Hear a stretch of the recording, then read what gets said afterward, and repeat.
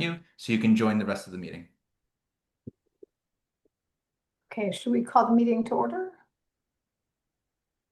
So we are here, the CB7 Housing and Land Use Committee meeting for June 30th. It's our second meeting of the month, and we're here to discuss the charter review commissions from the mayor and also from the city council. Could I have a motion to adopt the agenda or any requests for changes? So moved. Great. Second? Second, All in favor? aye.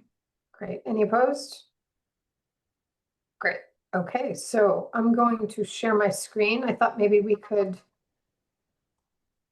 tell me if you can see that. No. Yes. Okay, Later.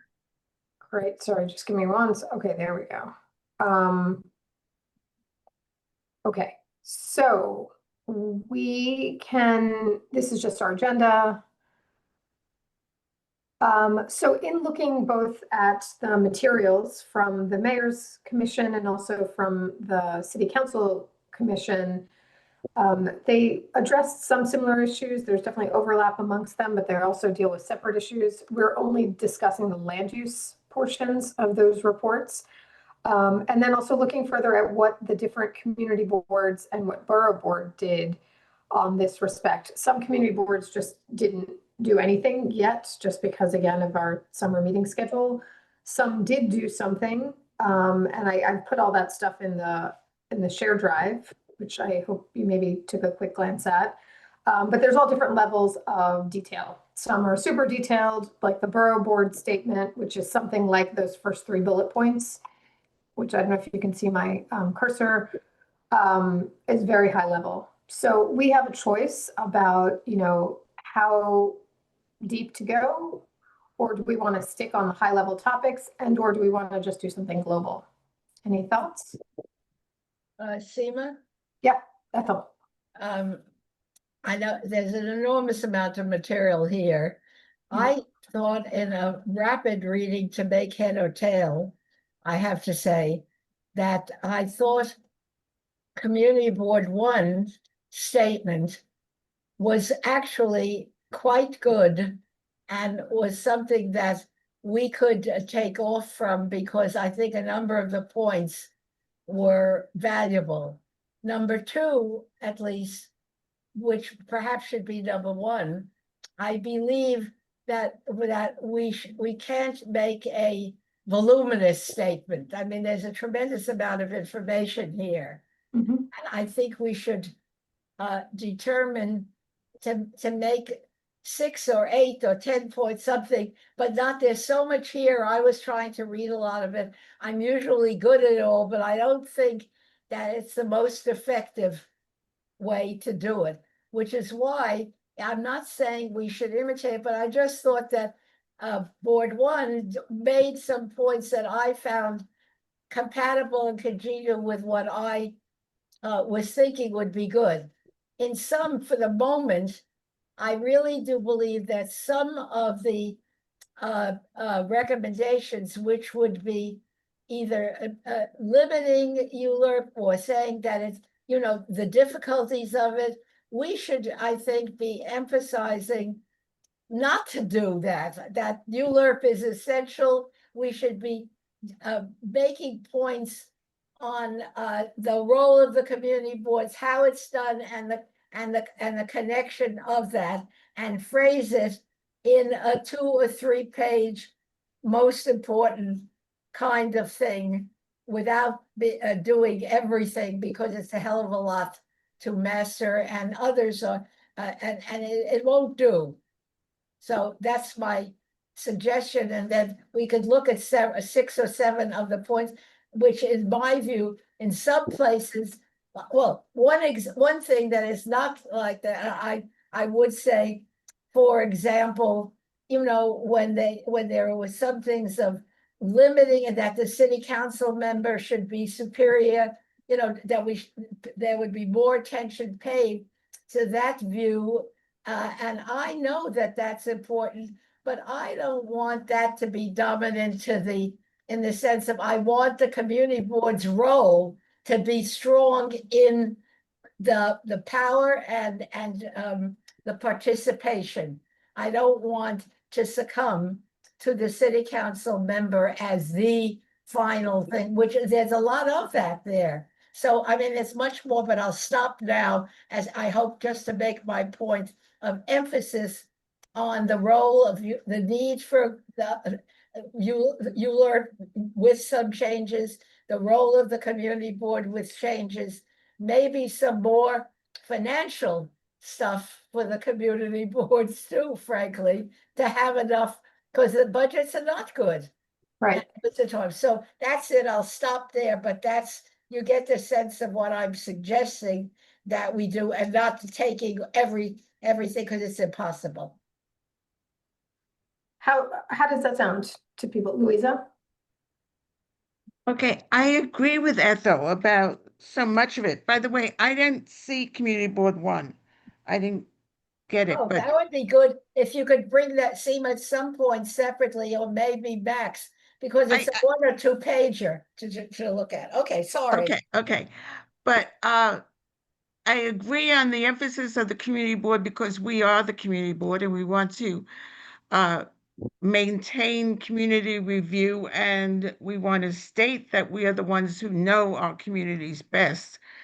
However, I think we do have to look at the issue of ULURP, Yes. and I am concerned about the fact that they're looking at the idea of making the process faster by coalescing the community board, the borough board, the Manhattan borough president. It seems to me that the issues actually are much earlier that come up, especially the environmental review, which is necessary, but perhaps not to the extent that it exists. I think we need more information. I also am not sure about this fair housing plan. I wasn't able to figure out exactly what that was, Right. and that we are going to be allocated a certain amount of housing that we have to build or facilitate in some way. That was very concerning to me. But the thing is that one of the things we could say is that we need a comprehensive review of the process of ULIP. Yes. What is ULIP? And how does it work? And none of these statements and discussions talk about that. The only thing they talk about is, combining the community end of it. Also, one other thing, it goes on and on and on about the length of the process means that only very big developments can be constructed under it. But a lot of times, as we know from just dealing with ABC, it doesn't have anything to do with the length of it. It has to do with how much money they can get. The more units, the more money they can make. Which is why they keep pushing for more, higher and higher zoning levels. Can I, It, sorry, Ira, go ahead. it varies depending on which area you're working in the city. I've been involved with a number of projects where, granted, both of them were, one of them was primarily affordable and one was 100% affordable, but the emphasis is maximizing the number of units, sometimes without regard to the mix and who's actually living there. They just want body count. We have a different issue in this neighborhood. That's the thing. That's what you're alluding to. The ABC side is a very, very different issue. But in terms of most of the rest of the city, the issues are quite the opposite.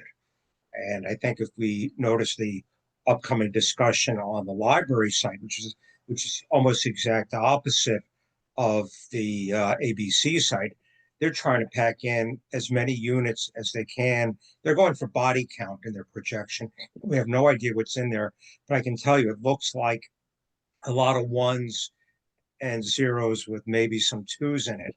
So it depends on what you're trying to do. And so I just want to say that it sometimes it works for what our goals are, and sometimes it's going to work against our goals. So we have to think twice about what we're saying and be careful about it. But it's Minna. not the boogeyman of construction, which it's being made to be. Minna.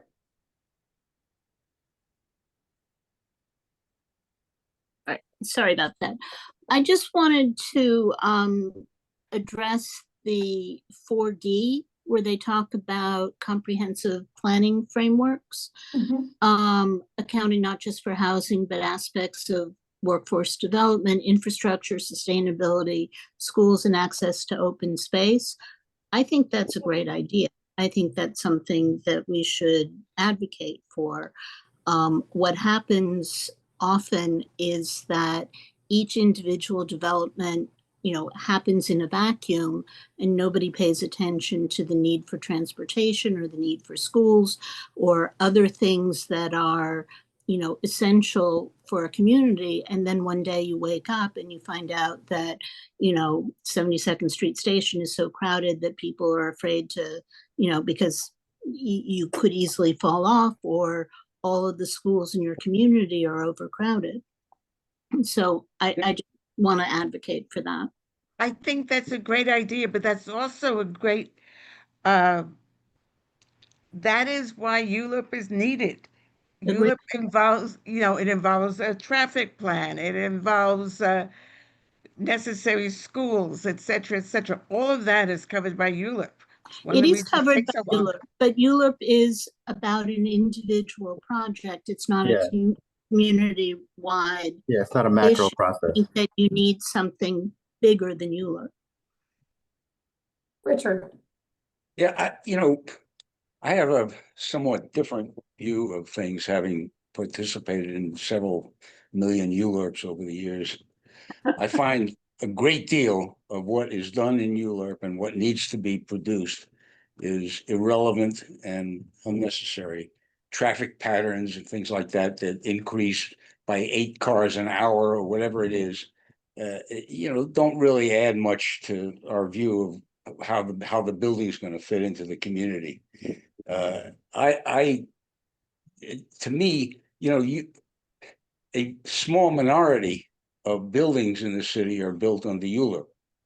And the whole purpose of ULURP is for us to judge what changes from the zoning resolution, or in the case of city-owned property, what they propose to do is appropriate.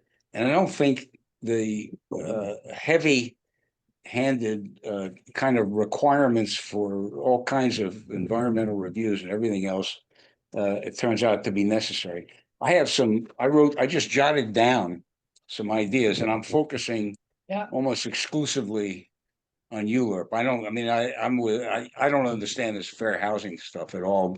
Just sounds like another bureaucratic layer of completely, a wish list, or maybe to satisfy some neighborhood activists. Maybe it's good, but nobody's explained it in a way that anyone can understand it. I would fast track any project that includes affordable housing.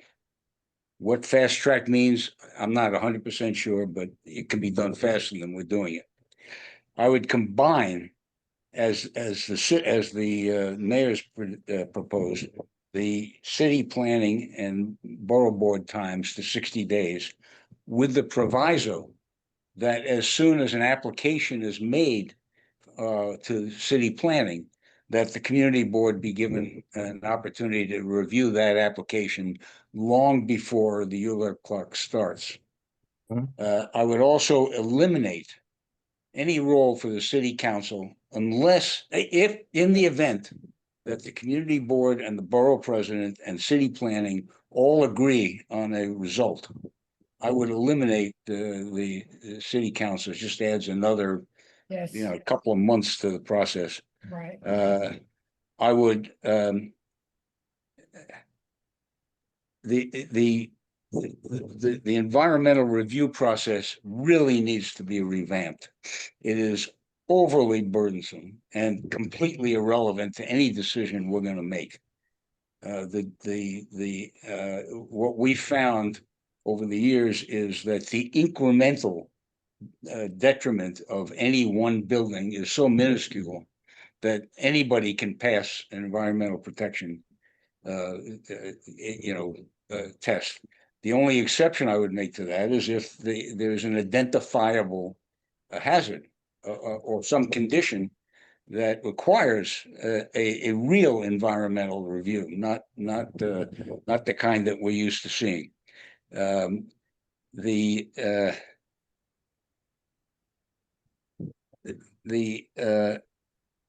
I would also, in terms of, and this is not ULIP, but I would provide that where affordable housing is being built, the Department of Building should be required to give priority to inspect those projects over other fully market rate projects. So those are some of the ideas I sort of had. The thrust is really to somewhat simplify the process without removing community review. Can I suggest, because I feel like you did a lot of the first section.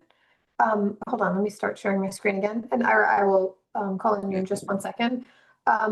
What do you think about us just going through these points very quickly and saying, we don't have to do all of the sort of sub-bullets, but just generally going through it, seeing if we have a consensus on what a Exactly. response would be? That's what I was going to suggest. Yeah. Okay. Did you just send that to us? Because I can't read it. This I sent earlier today. I sent it Okay. at like 12:30 today, 12:27. I can make it bigger. Is that helpful? Hold on 1 sec. Let me try that. You sent, what time did you send it? 12:27. Several days ago. 12:27. No, that was this morning. Sorry, today. While you're looking for that, could I just interject two sentences?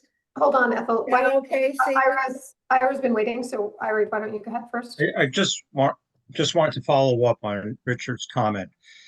Building department review process actually has a expedited process for affordable housing. It's the other agencies that are very problematic, Okay. as well as DOB inspections. But in terms of the review process, they've got it a lot better than they used to.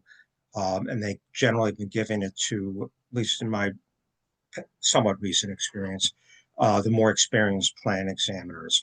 But the other agencies and utility companies are awful.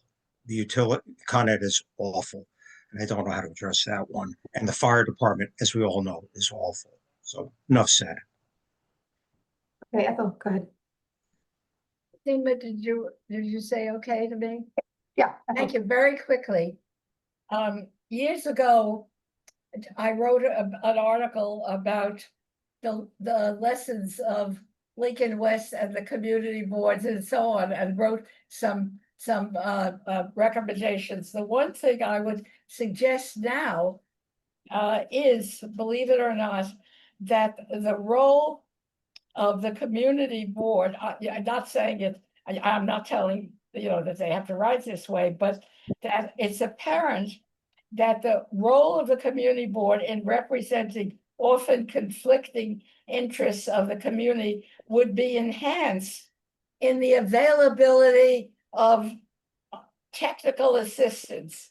I was saying, in addition to increasing budgets, that there be provision with the community board for ongoing financing of technical assistance to aid the community board in its review.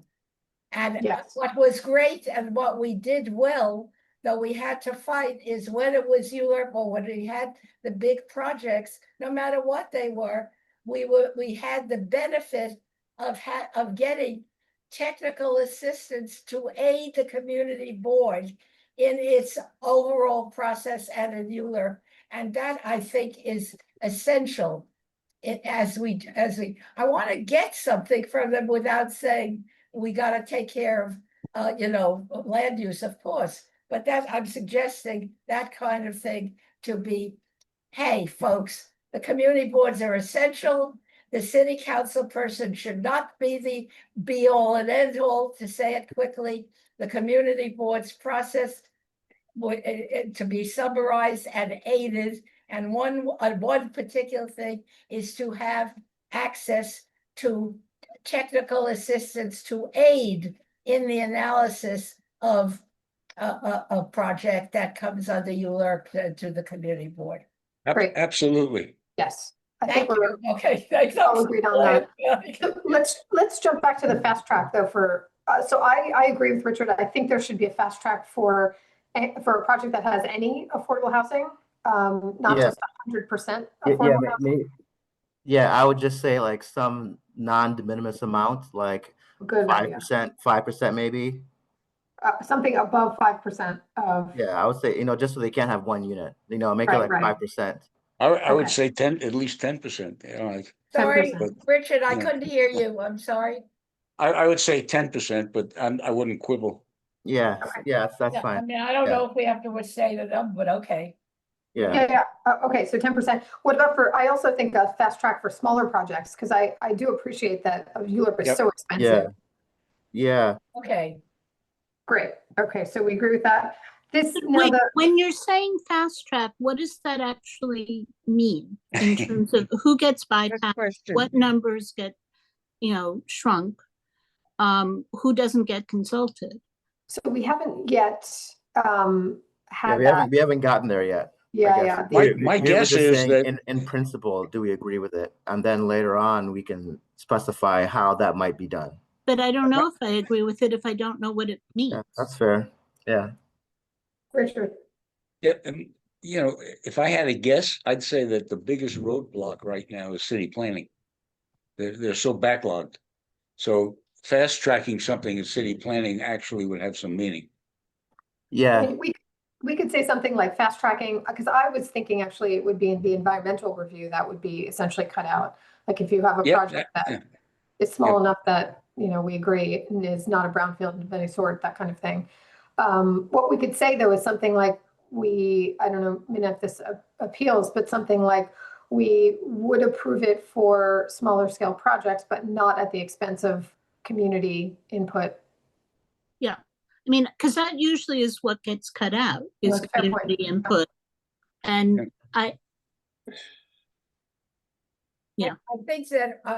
think that's all was good. I'm just a word of caution of what do we mean fast tracking? Just let's, because that could mean a number of things that we don't want, but Yeah. So let's I suggest in the let's writing of that we need to be specific. I am also, though this is, we know, very complicated, I'm already suggesting that we do our best collectively, that our input is in the substantive 5-6 pages or 4 or 5 pages, not 20 or whatever, but nail the major points we want to make. Yeah, I was thinking more of like a 2 to 3 page, if even better. Like we just want to get our input on the record so that when the ballot initiatives are drafted, at least we've had our say. Yeah. Yeah. So to your point, are there concerns about what a fast track could be that we can identify now and don't want to see? yeah, we don't want to see a reduction in community input. Right. Yeah, so maybe we can suggest some of the things that people have mentioned here, which is, maybe fast tracking or eliminating completely the environmental review, right? Or as Richard mentioned, fast tracking through DCP. Yeah.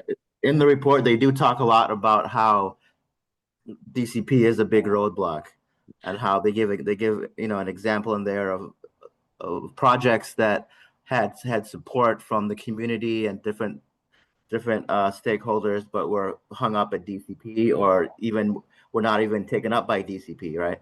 Yeah. So I think they've I think the Charter Commission realizes this, so I think it's good for us to second that and say that, you know, fast tracking needs to be processed would help, you know, the entire ULURP be faster. Yeah. Ira, then Louisa. I just want to point out that these are two very political documents, and that the mayoral one is actually opposed to city planning. The city council one is supporting city planning. It's true. And just that we should remember that. The idea, first of all, we can't cut out environmental review because A, it's important. B, it is part of state legislation. That's true. Later it does talk about that. It starts with a C and it also starts with an S for the state environmental review. We don't want to get rid of it. Not No, entirely, what but we want to do is maintain the public and the community review portion of it, and maybe take out the fat, but I'm not sure we know where the fat is yet. Yes, we do. Yeah, but Ira, go ahead. I can't remember. I might know where the fat is. Go ahead, Well, Ira. there's a lot of fat, but there's a when you do a secret or a secret, whichever review is, whether it's state or city, it doesn't always result in an EIS, and that's where a lot of the Right. fat is. I mean, That's- usually it's an EA, right? Yeah, that's the EIS or EAS or what. No, no, no. And- EIS is the long form. Environmental assessment is the short form. It's still not quite short. But anyway, there's still a lot of stuff that goes in. The EIS is infinitely long. And I'm quite honestly, when you give somebody 3,000 pages of hazmat in the soils, it's stuff you just I don't agree with you. need. But what I was going to say is that, which was going back a couple of steps, because I'm, for example, looking HHC is an issue. There are a number of agencies that would really benefit in the public interest from a fast track process, and we have to identify who those are, what they are. To me, it's the government assisted affordable housing. It's certainly health and hospitals. It's educational facilities. We can make a list of those because we can lose years, and sometimes they do 3 schools on a single piece of land. And that these things really do impact, particularly when you look at construction costs and lost costs into people not being able to get education, not being able to get medical treatment. And you have to add those costs and those impacts. And I'm getting it. And so those are my comments there. The other thing is, as a current state staff member, and we talk to a lot of city and federal people as well.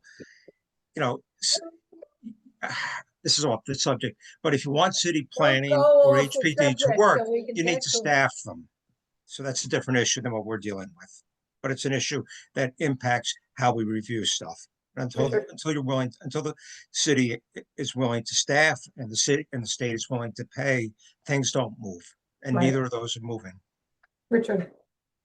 In all the time that I've been dealing with ULURPs, I can't remember a single time when a decision was influenced by an EIS or an EAS, ever. There have been a few times where there's, like fuel in the soil or things like that, that where an EAS is obviously important. But the run-of-the-mill environmental review has been, I think, useless for us as a board. The Fentanyl project. I think we should hold off on because none of these actually address it because it is primarily a state issue. So Yeah. I think we can mention it, but let's not spend too much time on that. Yeah, I think that I agree, Seema. The one thing I would mention is just, try to streamline the secret process, mention it's a state law, and then we can suggest, I don't know if you guys are following California, but California right now is trying to do a statewide SEQA, their SEQA law to reform it for the same purpose, to streamline the approval of housing. So we can just suggest that, work with the state to amend that law, the same way the state amended the FAR law and stuff. Right. I So like yeah, that. but yeah, I think we can leave it at that. Makes And then, sense. and then going back to so Richard brought up this point about should the ULURP be amended so that the community board and the borough president share their 60-day window? Should it remain sequential as it is now? Thoughts? Richard was advocating that we share it. Other community boards have suggested keeping it sequential. Others have said share it, but also but the notification can't happen during the summer so that the clock doesn't run out, that kind of thing. What do people think? Ethel? I'm sorry, Seema, did you? Yeah, Briefly, yeah, did you Ethel. recognize me? Yeah, go ahead. Thank you. Looking at what you have on the screen here, the reducing process costs, which already is a ridiculous use of jargon. To me, everything under the questions 1, 2, 3, A, B, C, and all of that, we should be amended to reduce the application burden.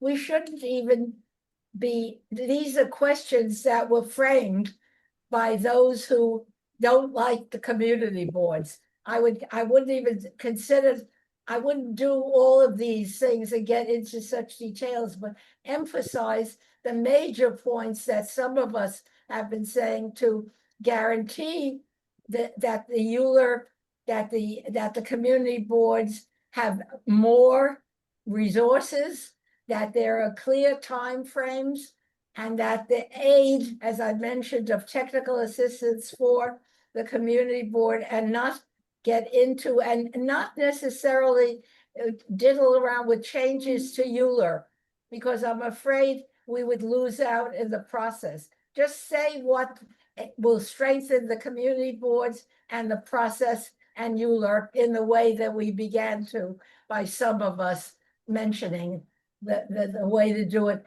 And even the EISs, it's very hard for us to make points about that. I think we should make the points that can really help us in the ULURP and its community boards and with our resources. Richard? Yeah, part of what I said about compressing the time was that it be conditioned on receiving pre-certification information about the project. Yes. That'll shorten our time immeasurably. And I agree with Ethel that we should ask for resources. Yes. Yeah. Yes. Minna? Oh, So sorry. what concerns me about limiting the time is that we're the place that people come to for community input. And if you shorten the time, that means you don't get to notify the community that something is happening, and you don't get the feedback. We're not shortening our time. We're compressing it with the borough presidents. I understand. We still have the same. How does the borough president take into account community concerns if there isn't time to hear the community concerns? So I think it needs to be sequential, and I think that it needs to have sufficient time for the community to have its input, and the borough president can only do their thing, after the community has spoken. So I don't really understand how that works to consolidate it when they're two separate things and one needs to follow the other. I agree with Minna, because the borough president is supposed to comment on what the community board has decided. And they can't do that if they are operating separately, and they may be forming their own opinion anyway, but the idea is that they're supposed to be commenting on what we are providing for them. To be done, Ideally. To be your hand. Oh yeah, thanks. Oh, by the way, I'm trying to find the raise hand button, but I can't find it.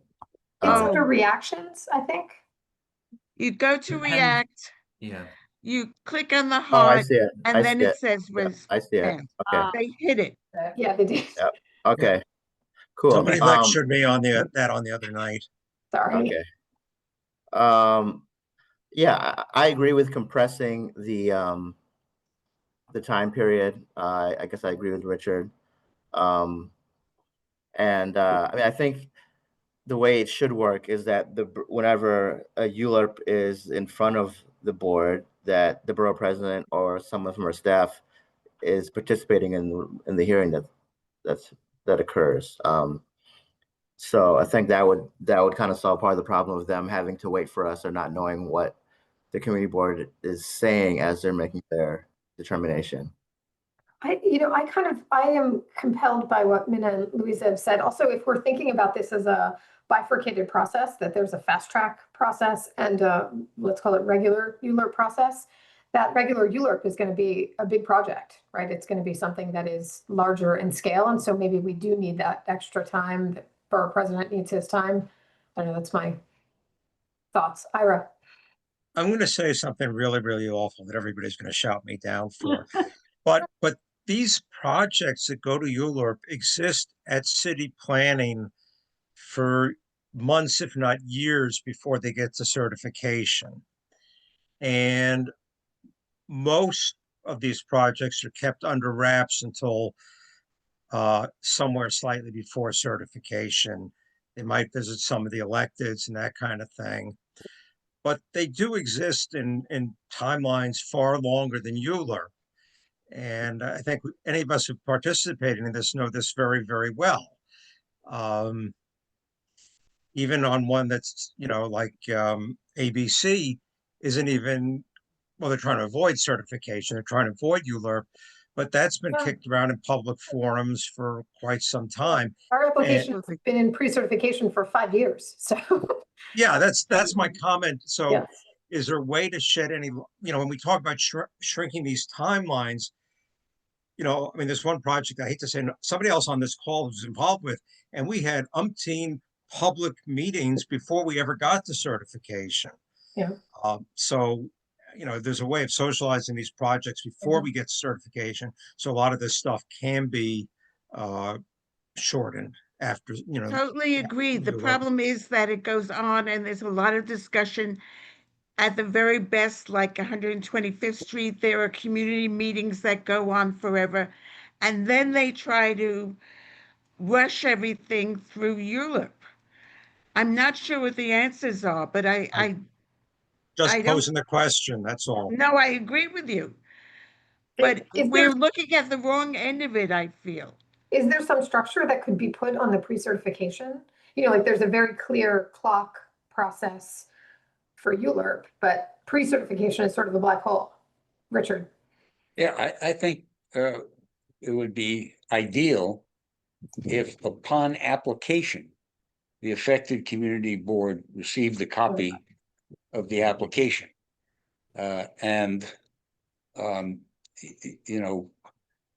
We could then ask the developer if we have questions. We could hold public hearings, not part of ULURP, but just to clarify the issues, so that when ULURP arrives, we're already fully informed about the project. And also another benefit of it is that and this has happened in our board. If we find in pre-ULURP that we have specific objections or suggestions or comments, not generally, but frequently, the developer will attempt to accommodate those concerns so that what's certified has already gone through some degree of community board input. Yeah. That's been the best of what we learned to do, and which has enabled the process. I would want to say better and more seemingly collaborative. I have no illusions, but exactly that was good for the community board to learn, and to some degree, and the developer. So let's get as specific as we can be. So let's summarize this first section. So I think, correct me if I'm wrong, I think the consensus is we like some kind of fast track process for smaller projects and projects with at least 10% of affordable housing, but never at the expense of our community oversight, input, some kind of word like Do that. you want Higher to use the percentage. Yes. word of fast track? I mean, why even accept that? I mean, maybe phrase it differently, because I'm afraid it will be used not to our advantage. I mean, I I think- think, I don't know, my bias is I like that word. I mean, I think if we want to, like the library project, for instance, we're gonna have to wait till 2031 for that. That's insane to me.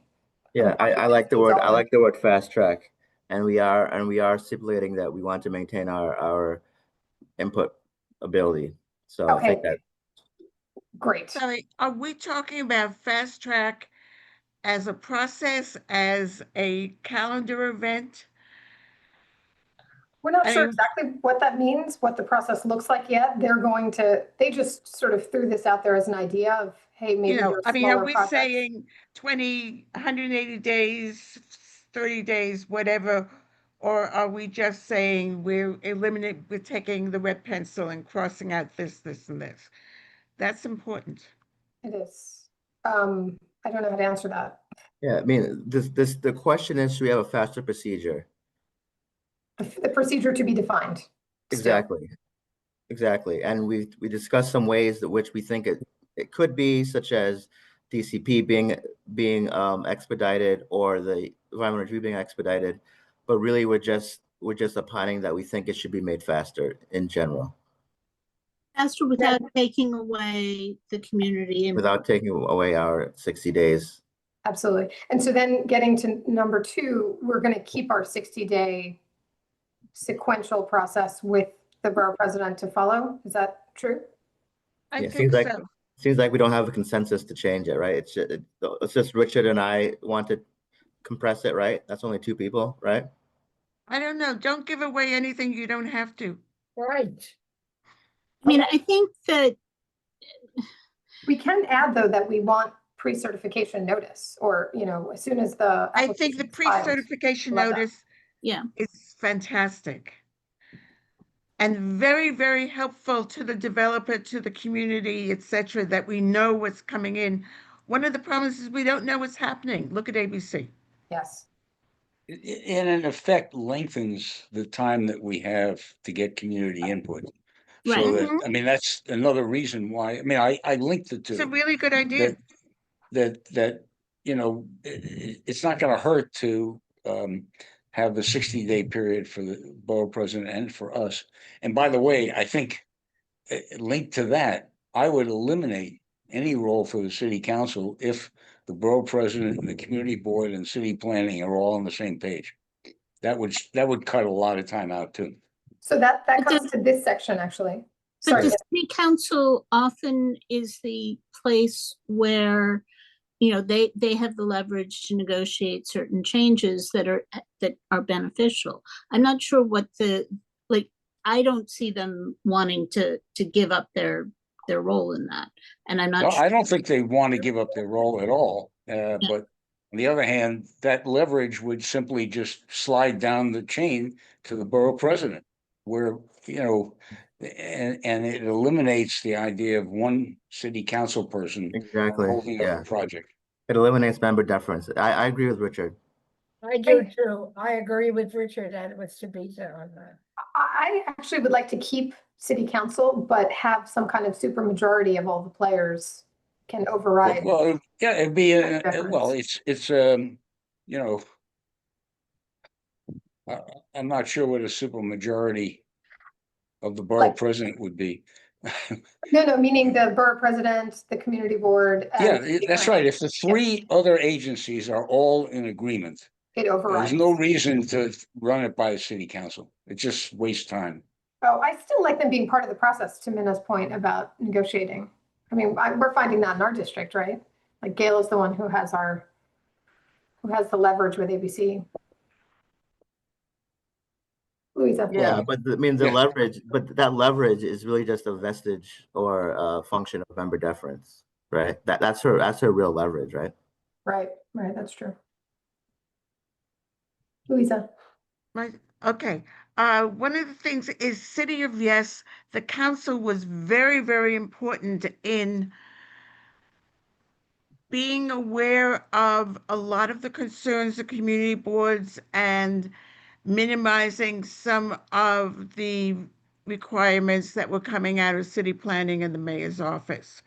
And we owe a lot actually to the city council for that. The other thing about member deference, yes, there are egregious examples, but a number of the community boards said that this was one of the few ways that their community could be represented on the absolutely nitty-gritty level, that the community did not want something and the member deference took priority there. And a number of the community boards said it was absolutely essential.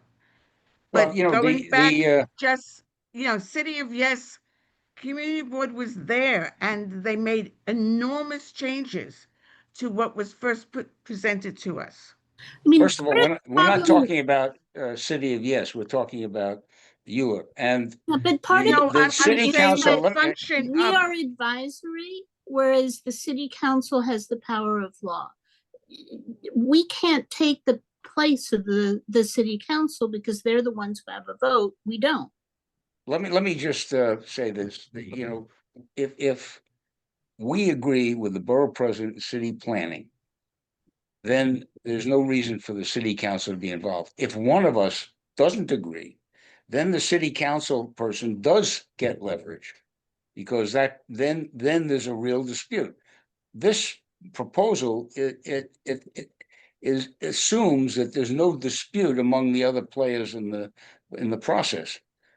So, it's not, we're not eliminating the city council. We are only eliminating the city council where everyone else is on the same page.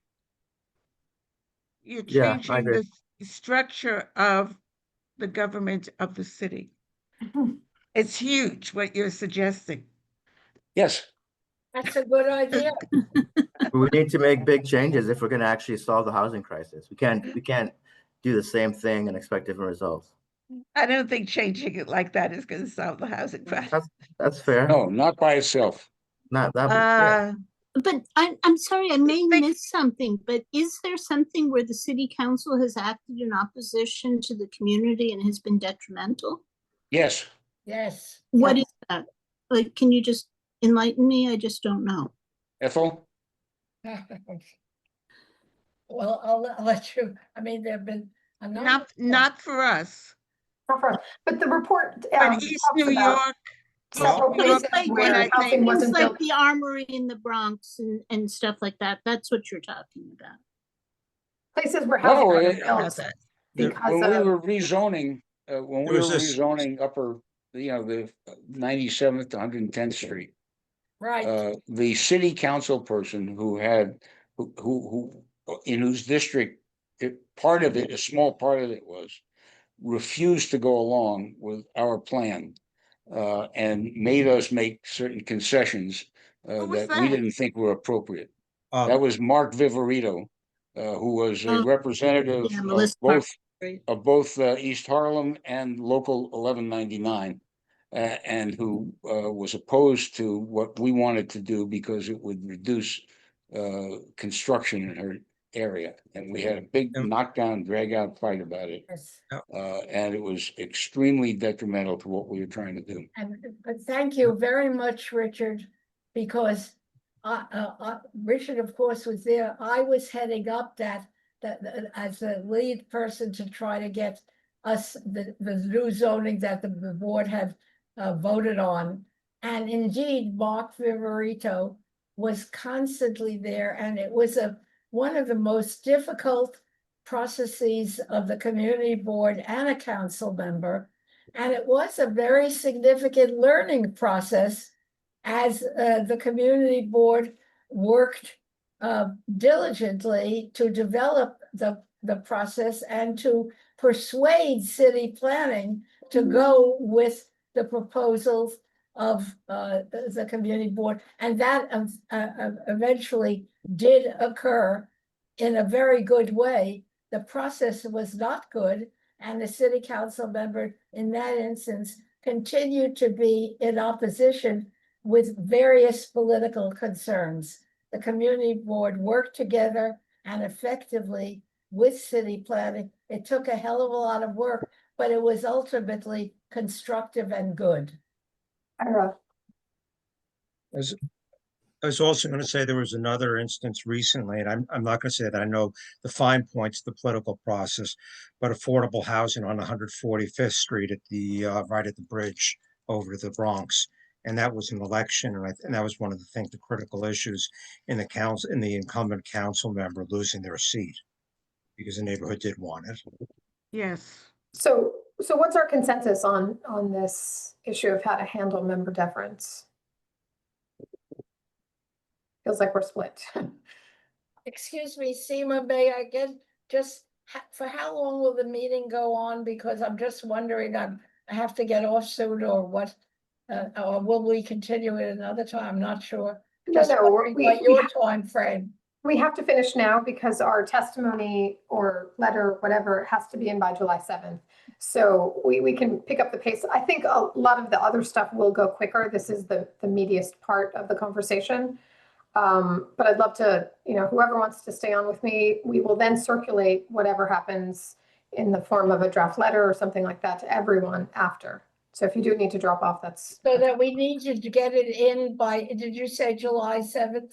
July 7th is the last public hearing. So that's, after that point, they're going to be drafting the ballot initiatives, at which point it will be too late. This is like our pre-certification input, so to speak. Okay, so just to close out the member deference, I think there are maybe two thoughts. One is Richard's thought about just taking the city council person out of the process unless there is a dispute. And then maybe the other side is keeping that person in, however, a supermajority would rule. It's got to be, we cannot be blunt and insulting. I mean, it can't come out that way that we're making a war against our city council. I mean, you're right. The other thing we could do is just say, we do agree that member deference can be a problem, and it would be great to think about ways to address it. That's the other way to do it. We have to. I have to say, I mean, I just don't, where everybody else is in agreement on what should happen. I just don't see the value of a fourth agency getting involved. I mean, you got the mayor, the borough president, the community board, and city planning all on the same page. Why spend another several months with the city planning and risk one city planning member out of how many, 51, 59 members, changing everything against the will of the community? It just makes no sense. I agree. I think if it's even a little bit controversial, that you won't have a consensus between the community board, city planning, and the borough president. Yeah, and the idea, I mean, part of the idea of this is that the borough president is taking a more holistic view and is not just, beholden to just the opinion of one neighborhood. Now, if you want to soften it a little bit, you can provide that it would require a supermajority of the community board as part of the, that if we're all on the same page, but if the community board has more than a third of its members opposed, then it should go to city planning, something like that. We got to think that through. You got to be careful, I think, with that. Not city planning, you mean City the city council. That's what I meant. You mentioned city council. Got to think about, we got to do a little more thinking about the subtleties of that and what we're aiming for. How about I take a shot at drafting that, and then you guys can all weigh in. Terrific. Okay. That would be very helpful. Now, number 4 is something that I think we're all quite wary of, this whole fair housing framework. I think we really haven't had, I'm maybe speaking just for myself, the time to really look through this. Maybe the answer to this one is what Ethel said, is that should there be any changes to the planning process, the community boards need resources, technical and financial, in order to sort of pull its weight. How's that sound? Well, it also sounds like it's punishing communities for having opinions that I don't know, like that are wary of gigantic developments. Yes. I feel like it also punishes, like, for instance, the Upper East Side and the Upper West Side was called out in the Manhattan Plan presentation when we are already, pretty densely built out. We're pretty max in terms of what we can do relative to the current zoning. So saying that we haven't delivered on a ton of new units seems to be unfair to me, but. Yeah, well, I mean, I get the unwritten thing there is that we need to rezone. That's what they're implying, right? That's the But the I mean, implication. it's putting all the burden on our communities, which are already heavily burdened. And there are plenty of places in the city that could take affordable housing where it's less dense. Well, people would say that we're less burdened because we've actually built a lot of housing without building affordable housing, and we're just objectively, factually speaking, not building affordable housing. I don't think that affordable housing is a burden. I think it's a benefit. And I think that what we're burdened by is density. Okay. So what do we think about that response? That should there be a comprehensive approach to planning, we need more resources. The what? Should there be a more comprehensive approach to planning imposed or, enacted, we as community boards need more resources. Yeah, I think that's good. I think that is true, but I also would oppose punishing communities that have, valid concerns because,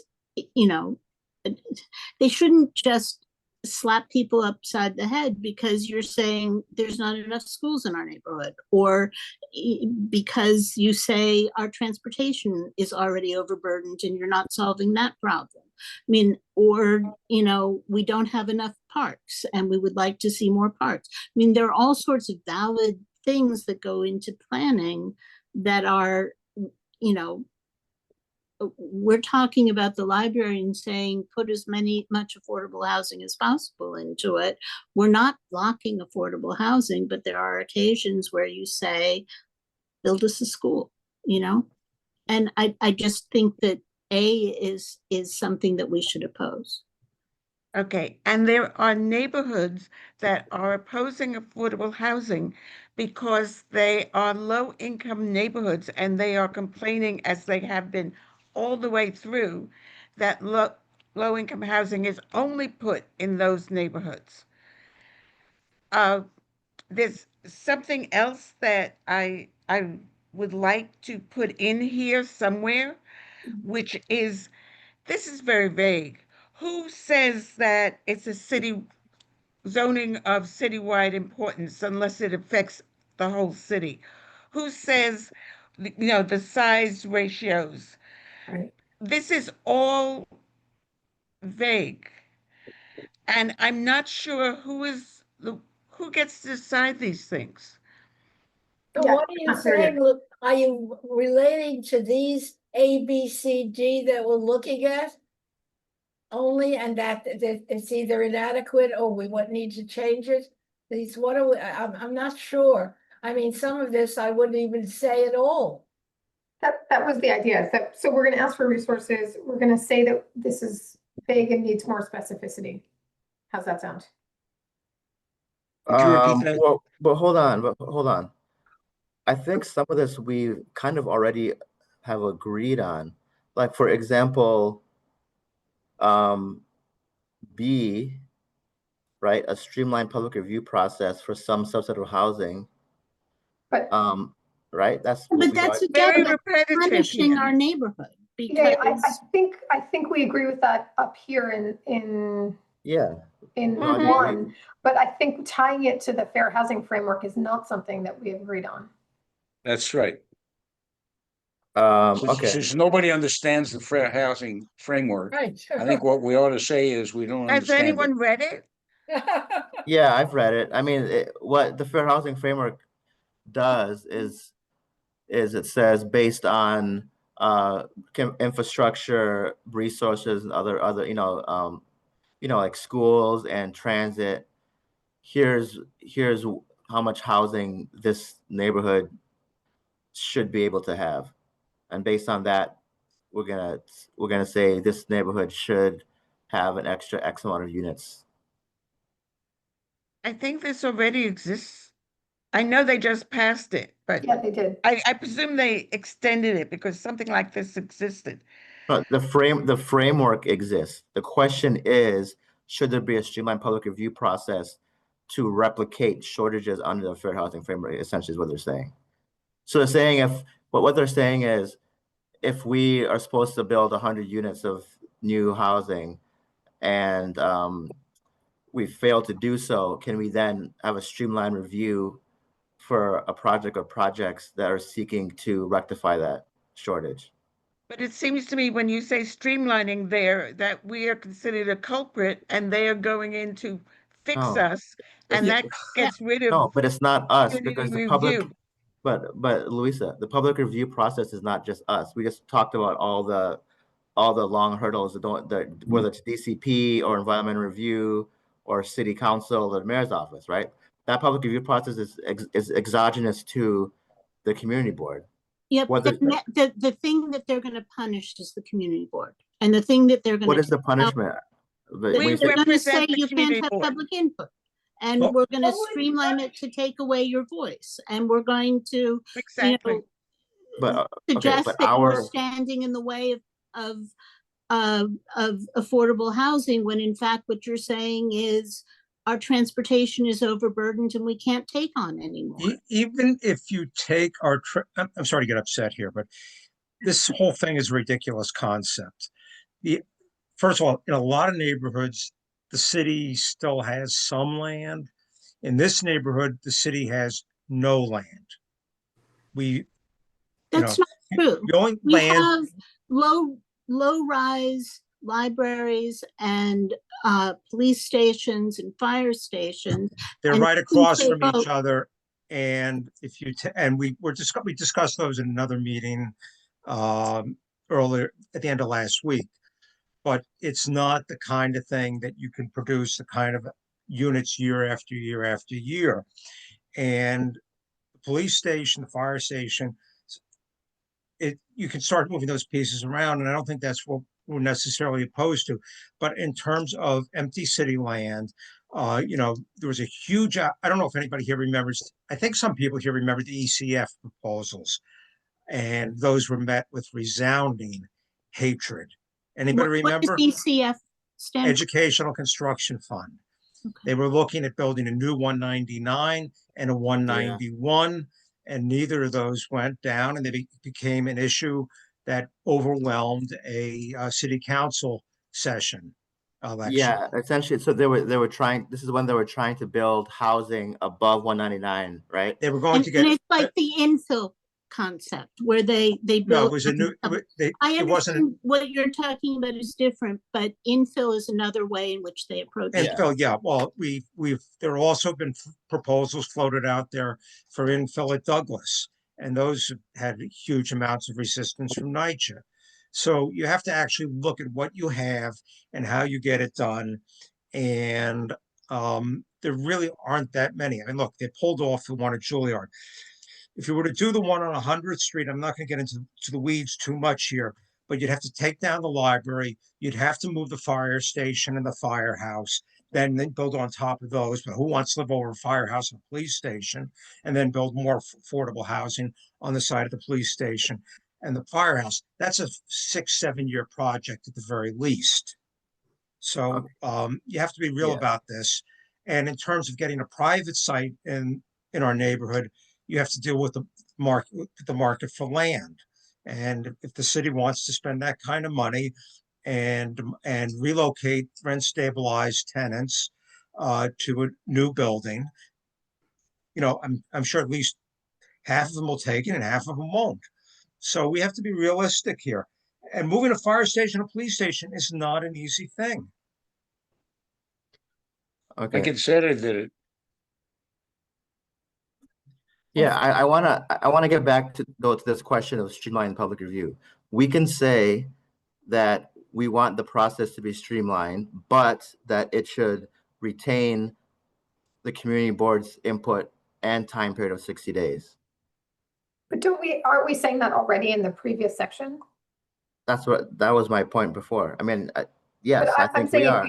if we say it again here, aren't we tying it to the fair housing framework, which I- we're, Yes, but I think we should do that. I I think don't that think we should even be dealing with fair housing. It's a Yeah. ridiculous that's concept. fine. I mean, I'm just throwing out my position here Yeah. is that we should say for section B here that we do agree that we should streamline public review in line with the fair housing framework, as so long as it does not reduce the input of the community board. But I'm objecting to that fail to permit housing. You know, it is suggesting that there are communities that are standing in the way of affordable housing, and there's no question we're going to be tarred with that.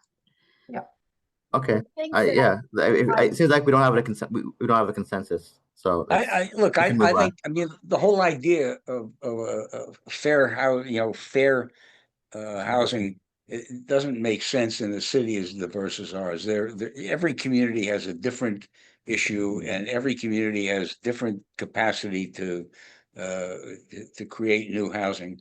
And I think what we ought to just say is, look, we think that the concept of affordable housing is something that ought to be encouraged in every neighborhood in our city to the extent appropriate, and to have an extremely elaborate and costly process of identifying specific neighborhoods with who underperform makes no sense.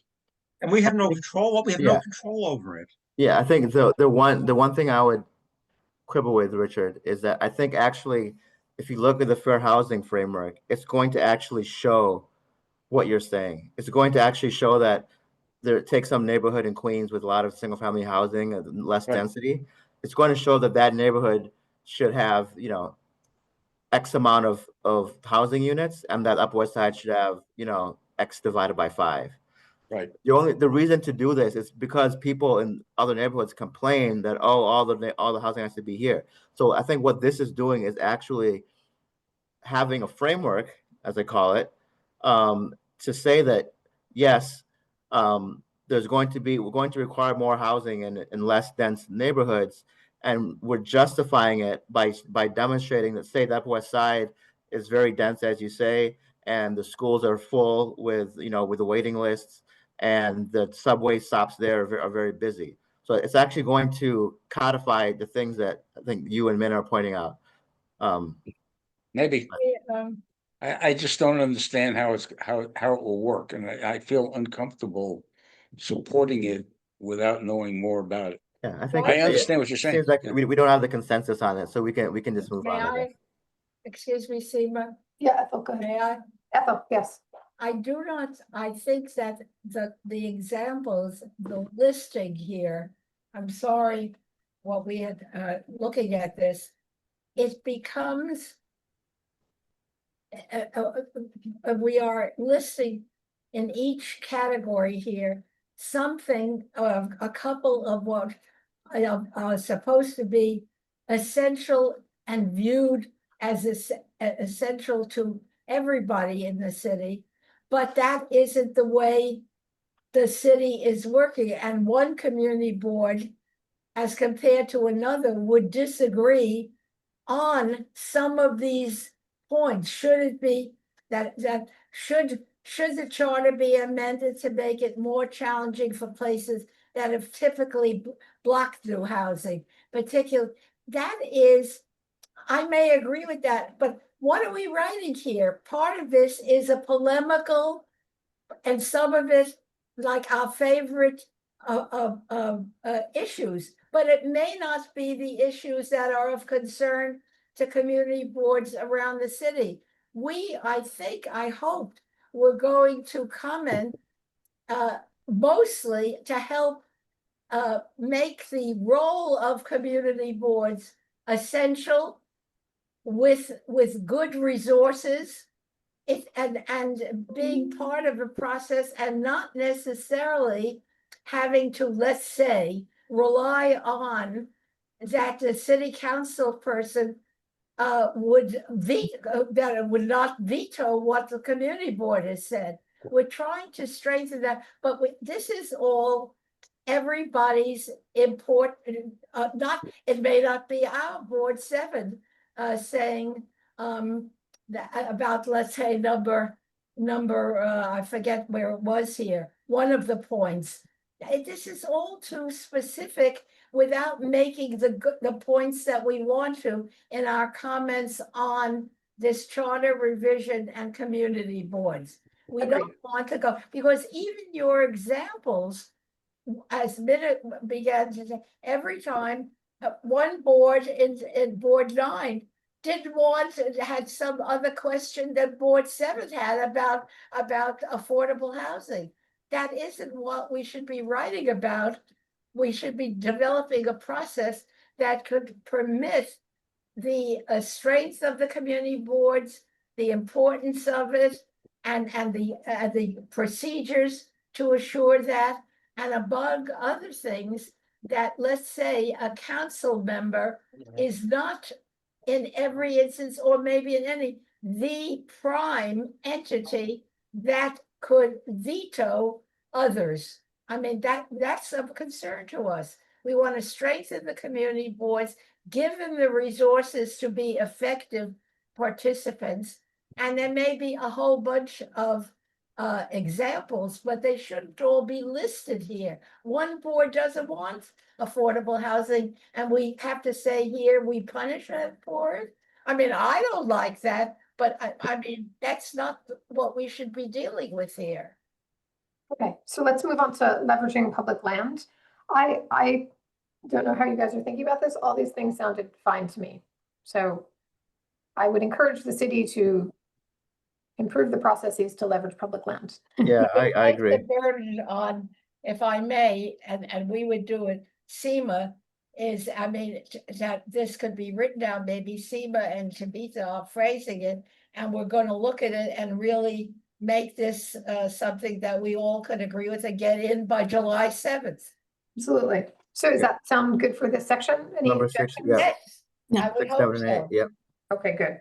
Yeah, I just want to backtrack for a second. I just want to, for people who are new to the board, I just want you guys to know that Ethel and I probably spent good part of 3 years of our lives pushing through transitional and supportive housing and affordable housing in the board. So when I say what I just said, it's comes from a particular point of understanding. I got it. And it wasn't me who was asserting that. I know, but you were there. I know You I were a big was, part and of I it. think it was great, but for this purpose, I'm not asking, hey, we gotta. No, I know. I just wanted to explain. Thank you. Good, Ira, but let's get this done. I want to get back to the main effectively. subject. Okay. So for climate, this section, I also think that this all sounds good to me and that we could generally support it. I'm talking about 9, 10, and 11. How does that Yeah, sound? yes. And 10 and 11 no brainers. Yeah. Yeah. This one is really, did you refer to number 11? Yeah. This one's, well. Wait a second, why is 10 a non-brainer? I don't know. It has nothing to do with us. Exactly, and it has nothing to do with the charter. It should not be in the charter. Oh, but Okay, well, that's a no, different no, issue. no, no. The question is, does it go through EULA? Yeah, that's. I don't see why a voluntary buyout needs to go through EULA or. I I mean, didn't know it did. these are small purchases of 1 and 2 family houses Right. within a floodplain. It would go through Europe when the city disposed of it after having acquired it. They're not No, going to but dispose that's of it. They're not going to what turn it it into a says. park. Right. So what Yeah. do I you mean, can it really talks do with it? about offering voluntary buyouts, and I think that that's something the city should do. Yeah, I think it's fine. Yeah. They should do it, and it shouldn't be going through Euler. Yeah, and I agree that this doesn't exactly apply to us, number 10. This so is the we kind won't of say thing much that about it. drives people crazy about Euler. Yeah. Yes. What is this? What is Louise? Is this particularly the thing as an example that drives people crazy? So number 12, a couple of the community boards have said After they, Hurricane Sandy, yes, because Yeah. the city did Yeah. go and buy individual houses, and people wanted to move quickly, So are you and they saying- should have been able to. Are you referring to number 12? Now I'm talking about number 12. So typically the I'm other happy to community discuss boards- number 12. Yeah, okay. I was just going to say that other community boards have generally said that this is okay, but that the borough president's offices must remain in consultation. What's the issue? That's what I want to know. Why The is- issue is, are we in the 19th century Yeah. or are we in the 21st century? The issue is that there are 5 different city maps. The maps are fine. There isn't really a problem because they can always go to city planning. The minute there's a map change, it is posted on city planning. However, it really would make sense to have one central office of the city map. There's no reason why it has to be delegated to the boroughs. Okay, Yeah, I agree. that's okay. Okay, so this is a wholehearted yes. Sounds like a good thing. That's an improved process in a modern age. I say this out of ignorance, but would this involve a lot of work on the part of city planning? Because one of the things we're talking about is reducing the time it takes for Oh, city boy. planning. City planning, or Richard, they already have a mapping division. Okay, All the zoning map changes are done, posted, etc. Yeah, but there are other things on the city map. I mean, there's some people there that look like they've been there since so it wouldn't Dickens. materially increase the burden. I don't it's think got so. Okay, Okay, so now do we want to say anything about, so that's the completion of the mayoral charter review commission. Now, this Left the page, room for 2 minutes. We went through half of it. Okay. I know, we went fast at the end there. So the council, so just for 1 second, there's apparently pending legislation that is objecting to, so right now, if the mayor has ballot initiatives, that would push away the city council's initiatives from appearing on the same ballot. There is legislation pending right now that I think is passed through both houses and is sitting in front of the governor that would allow the council and the mayor to both have ballot initiatives in the fall. Don't know if that's going to happen, but that would lead us to want to say something if we have any concerns about the council That would recommendations. really confuse Where are people. we? What number is this? I'm sorry. I'm on page 4, fair housing and community planning. Yeah. Number 1. So we can decide, I guess the question is, I think all of us have not spent as much time with this section as we have with the mayors. I could be wrong. Do people want to say anything about this? Do we have any big objections? Do we want to not say anything at all? Focus on number 3, which specifically references community boards. Okay, And I just don't understand what this means. So this is the 197A process, right? And what they're saying is that no one has really used it for a long time. That's not true. The community board 8 used it fairly Okay, recently. well, this is what they said in the report, that like it's been underused in the past 10 years, they say. So they're Okay. looking for ways to augment it and make it such that people will actually use it more often. Okay, And then well, I think we should support that. yeah, I What's think the so too. number that you want to support? 3. so this comes back to the whole community planning framework thing that I'm a little bit concerned about. I don't know how these targets are set, who sets them, whether we'll agree with them, and then forcing us to have to spend a lot of time to figure out how to achieve targets that Yes, might you're be set making by an others important point. concerns me. Really, yes. Yeah, I mean, I think generally we should have targets. Yeah. Even if we're developing them. Of course, we should take into account, infrastructure and stuff. But I think it's, you can't get anywhere without having a goal, I would say. I think we should have some sense of how much housing we need to add, how much housing we can add, and work towards that. And then even, to the extent we're beyond that, then we can be against further development if you think that we're full. But I think we do need to evaluate.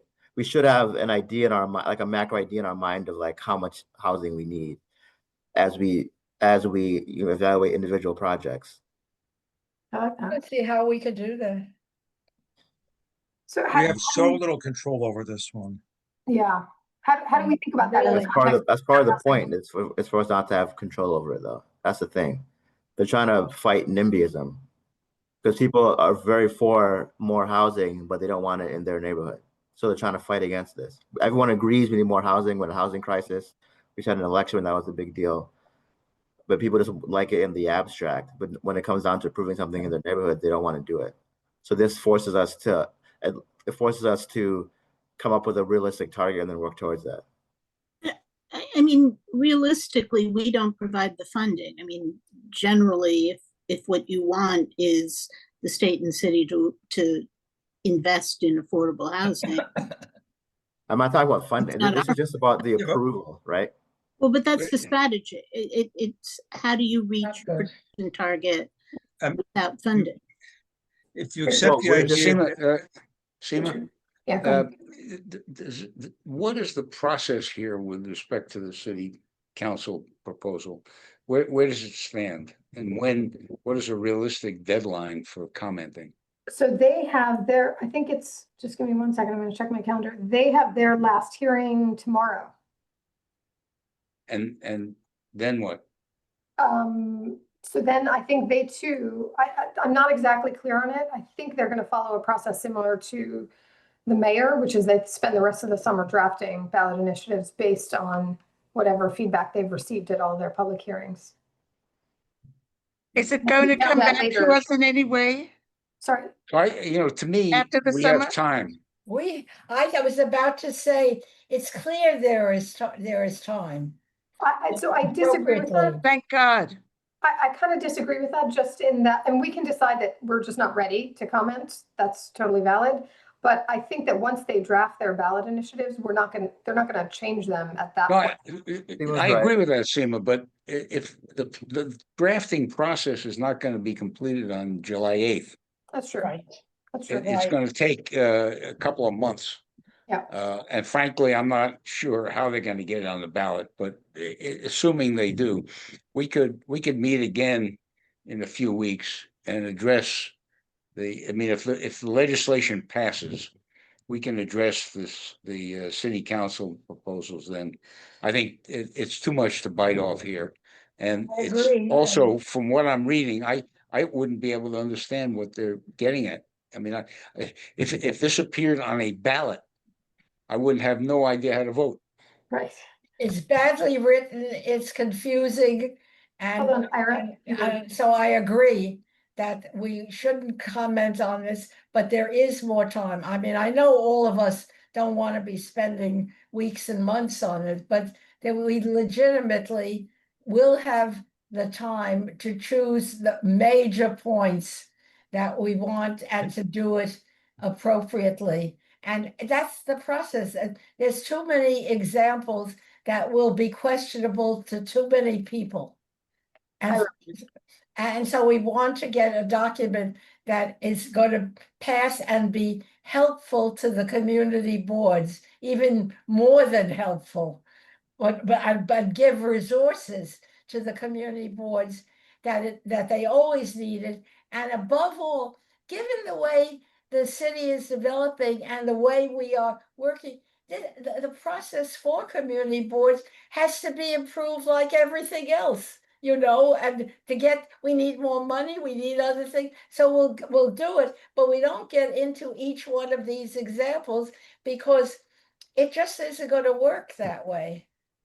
I mean, we should do a 5-page maximum and do some of the stuff we said and not get into every one of these, but make the major examples that we know we want to strengthen and above all, not change to benefit let's say the city council member to be able to veto things. I'm just giving that example.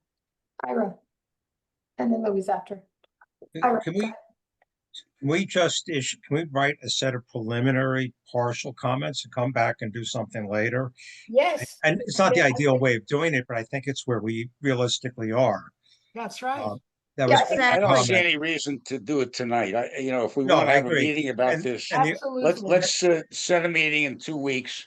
and then And my other comment is 5-year housing production target goals are invariably going to fail because the 5-year lifespan, particularly when you're starting with year 0, no way concurs with the actual process. And I think we all know that for the most part. absolutely. Right. So that But- you're gonna, so why pick a time span that we're all gonna miss? And I mean, not just us, but everybody. Okay, but Louisa. SEMA is very good at summarizing different arguments, and I think that also we've gotten a better knowledge and understanding just talking back and forth tonight. And so I agree with the idea of, say, 2 weeks, sometime toward the end of July, and we can come back at this and go on from there. Sounds And good. we'll have much more of an idea. Also, do we want to have a resolution? There are also, just practical things about this. Some community boards have a resolution, some don't. But I'm going for 2 weeks and then I can make dinner. So how about this? You're making dinner for the whole committee? I hope so. You're I ate all mine welcome to come already, over. sorry. I can bring my, I grow a bunch of vegetables. I'll bring them over. How about we Sounds good. work? Can I weigh in for that? No, hold on one second. So we're gonna spend the next few days. I'll circulate a draft based on what we've talked about. Thank you. But focusing on just the mayor's charter review commission recommendations. While I have you all here, can I maybe suggest Wednesday, the 16th at 6:30 for the meeting to discuss the council's, Wednesday, 16th. A meeting to discuss what? I'm sorry. the council, Yeah, okay, This wait a minute, page. let me look. page 4, which is all the Uh, council recommendations. Can we make it one other day that week? I may have something on. Yeah. How about Tuesday, the 15th? That sounds good. Does that work for everybody? works for That me. July 15th, you got that? Yeah. Yeah, Tuesday, the 15th, you said? Okay. Yes. Does that work? Okay, great. So I'll I send think it out so. to the rest of the committee too. Tuesday, the 15th, at what time? 6:30 again? 6:30, does that make sense? I'll make dinner beforehand. Okay, great. so that's this, okay. Okay. Okay, and we'll do that and we can still do that by Zoom. So, Excellent. Yeah, Right. until the 22nd or 23rd. So as long as it's before Amazing. then, it'll probably be a lot easier for everyone with the quorum issues and people being out of town. yes. Okay, I'm great. sorry, I will probably not be there, but I will check with, well, Jesse's gone tomorrow, but I'll check with Alex and see what her schedule is, and we'll find a way to make it work, I'm sure. Thank Well, you. Shelley will be there, so. Yeah, so I'm it's, am I correct? It's the 15th? Because I just heard Max say something about 22nd, 20, because No, I'm it's out of town. Tuesday, July 15th at 6:30. Okay, Louisa, you were saying? okay. Louisa, did you have something? I was wondering what's on the 22nd and 23rd? I hope nothing. So that's the end of the, you know how we're able to join via Zoom and not are subject to in-person requirements, that we only have that window through the 22nd or the 23rd. Oh, okay, Oh, okay, fine. yeah, Okay. that's okay. We're not doing it, okay, Good. okay. Thank you. Great. Thank you all. Thank you all for coming. Dina, thanks a lot for all Thank of it. you. thank you. It's a tough thing to put together, No, thank you for all your time. but we expect something by 9 o'clock tomorrow morning. Hold the all-nighter. Good night, Richard. Good night. Right.